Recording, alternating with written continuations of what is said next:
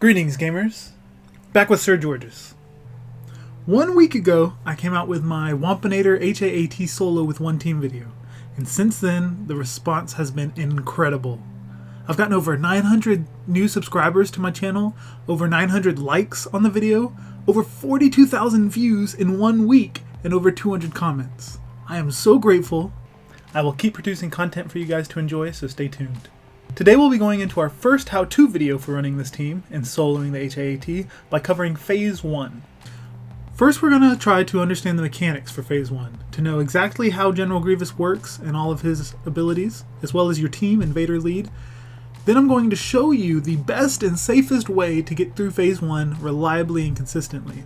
I'll then show the dangers and mistakes that may occur, and how to recover from a bad run, before getting into the Q&A of why I did or did not do certain things, and then finally showing how to end the phase so that you can go into Phase 2 ready to solo the rest of the HAAT. So when Wampa was first announced back in November, I knew that there was the possibility of a full solo with this team. Either this one or the Akbar lead that my Asajj video was about. And so I was trying to figure out how to make that work. And then on December 29th, I had started testing with Shaman in place of Wampa, since I didn't have him 7-star yet, was about 2 territory battles away. And started learning all these things about the mechanics, and how, with enough finesse, it is possible to have Vader and the dots make it through Phase 1. Let's first look at how General Grievous works. To do this, we'll look in the Details tab for the raid. We see that for his tactical maneuvering, every 7th time that Grievous takes damage, he and another random ally gain 100% turn meter and reset their cooldowns. That ally also taunts for 1 turn. So he gains 100% turn meter, nothing about taking extra turns. He will gain the tactical maneuvering effect, and for that buff he gains 30% turn meter whenever another ally is attacked. But that only occurs if he has that buff up. If he doesn't have that buff when another ally gets attacked, he doesn't gain any turn meter. So after he takes his turn, he's back at 0 turn meter. Although it looks like General Grievous is immediately getting an extra turn, 100% turn meter, that's actually a visual trick. What's really happening is the computer has already calculated that he has the buff, and your characters are going to attack his side droids, giving him the extra 30, 60, 90, 120% turn meter. Even though your characters haven't actually moved yet, it looks to you as though they have full turn meter and another turn immediately. But without the buff, he would still be at 0 turn meter. If you keep reading, he will take a bonus action for the Fearsome Foe 3 and can take 1 or 2 bonus actions. But again, those are bonus actions, not bonus turns. So even though he might attack 2 or 3 times, he doesn't gain extra turn meter, the dots do not reapply, and he only takes 1 turn. You'll notice I just mentioned the dots. Now dots, you say, hey, it's impossible to keep the dots from making Grievous go again. So for a Vader lead, whenever a dot expires, it's immediately reapplied. But now, dots only damage Grievous at the start of his turn. So you can stack as many dots as you want, and as long as he isn't taking a turn, they will not hurt him. And then, whenever Grievous does finally take a turn, they'll all apply at once. So say you apply 50, 60 dots. All those dots hurt him at the same time.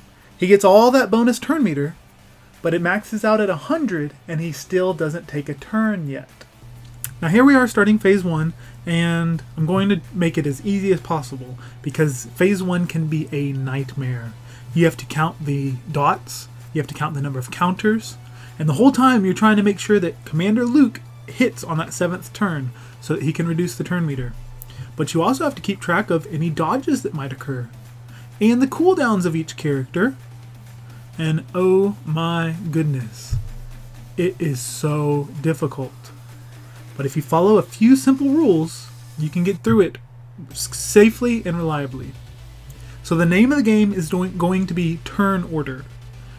The whole strategy is making sure that Commander Luke hits the 7th time. The way you're going to make Commander Luke hit on the 7th is by using the abilities that don't attack on Thrawn, BB-8, and Wampa to manipulate who hits Grievous at what time so that Commander Luke is always the 7th. It sounds really hard, but as I'm going to show you, you can do it and manage it pretty easily.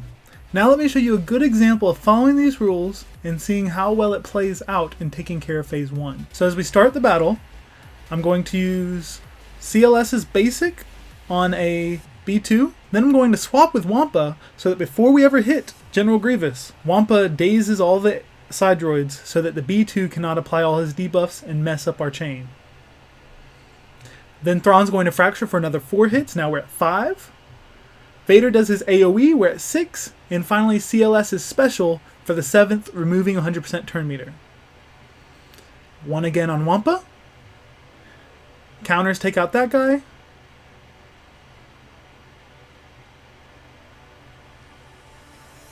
2 on Grievous. 3 on Grievous. And now that we changed stances, CLS is ready to use his special on his next turn. We avoided using Wampa's Furious Foe so that we can save it for when we need to use it because he's the 7th person to hit. We're also going to save Thrawn's turn meter swap because we want to save that for when we need it to line up the 7th hit.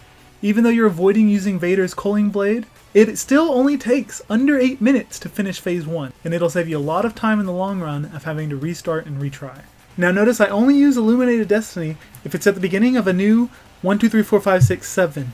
It's too dangerous to use it if you're at hit 4 or 5 and not knowing if CLS is going to be the next person to hit. You don't need to use Illuminated Destiny all the time, and you don't need to use Vader's Culling Blade to get through the phase. I'm simply going to whittle them down a little bit at a time, and it still isn't going to take that long. I did also want to note that I gave the wrong Zeta for Wampa in my solo video. I said Furious Foe and what I actually meant was Cornered Beast. So don't Zeta Furious Foe in trying to get a higher score for the HAAT. You want to do Cornered Beast. Already, at only a minute and a half of the battle, we're down 15%. Wampa's already hitting for 70-80k on his basic. And that number's just going to grow and grow. And now it's Commander Luke's turn. He's going to do his special, which is what we always want to happen on the 7th hit. His special, removing any turn meter he has, as well as buff immunity. Buff immunity is crucial, because that is going to prevent Grievous from having his tactical maneuvering buff, so that if another side droid gets hit, he doesn't gain extra turn meter. Now here once again we're going to start counting. So if we look here, looks like Vader's going to be 5, and Wampa would be 6, and then Thrawn would be 7, which we don't really want. And we do want to use Furious Foe as much as we can. So instead, we're going to use Furious Foe. Vader's going to be 5, Thrawn's going to be 6, and then finally CLS at 7. We're going to avoid using Culling Blade, Illuminated Destiny, and Fracture as often as we can.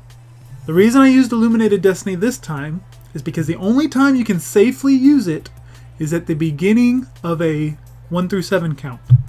Otherwise, you run into the danger of not knowing which character is going to go next. So Commander Luke could hit on 5 or 6, and then Wampa and Vader or Thrawn be in the 6 and 7. You want to do it only when you're at 0, but sometimes 1 of a counting 1 through 7. Now some of you noticed in my video how I had Thrawn reducing turn meter with his fracture. I tried not to ever have to do that, but sometimes you do get in a bind where he's the 7th instead of Commander Luke. The only time you want to fracture with Thrawn is when he is the 7th hit, or at the very start of a new rotation of 7 so that he can be the 1, 2, 3, 4, and you still have 3 hits before that 7th hit comes. Now Thrawn's fracture doesn't prevent Grievous from taking turn meter. He does take turn meter, but the fracture, because it's under a Vader lead, each extra hit has a 50% chance to reduce 20% turn meter. So if Thrawn's fracture happens to be the 7th hit, then he hits 1 time for 7, Grievous gains 100% turn meter, and then 2, 3, 4. And each of those next 3 hits has a 50% chance to reduce 20% turn meter. So you could potentially hit that 7th, then reduce it 60% turn meter, his 100% back to 40. Or say only 1 or 2 of those, because it's only a 50% chance for each, reduces turn meter.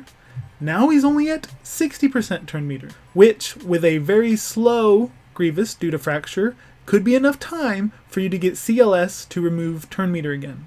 We are now at 4 minutes into the battle and already 50% done. Let's move on to addressing some of the questions you guys have left in the comments, and see if there's any we haven't already answered.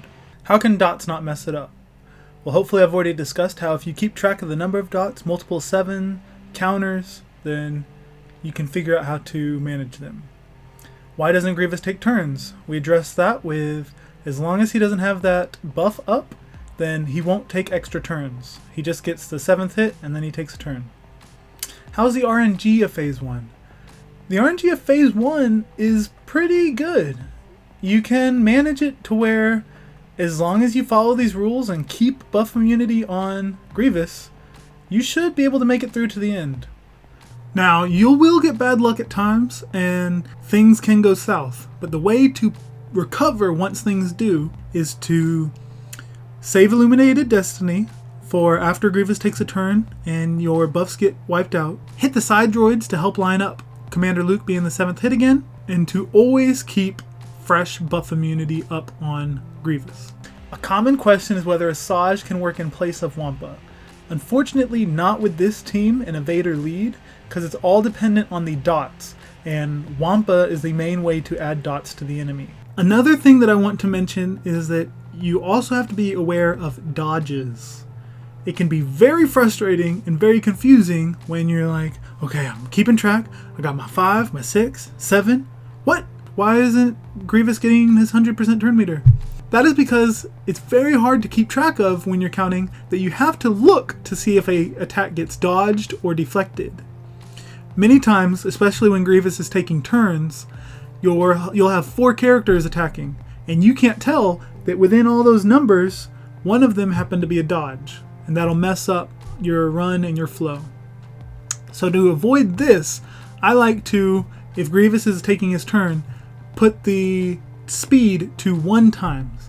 That way I can make sure I can see and not miss each character hitting Grievous and which one is dodged. Now to end Phase 1, you want to make sure all the cooldowns are reset, except for CLS's, because you're still going to need him to be using his special for the 7th hit. But for the rest of them, save BB-8's Illuminated Destiny, save Vader's AoE as well as his Culling Blade, save Wampa's Furious Foe ability, as well as his AoE that gives him protection, and save all of Thrawn's if you can too. You really want all of them going into Phase 2, because it's going to be close. Thanks for watching. This is Sir Georgeous, signing out. God bless.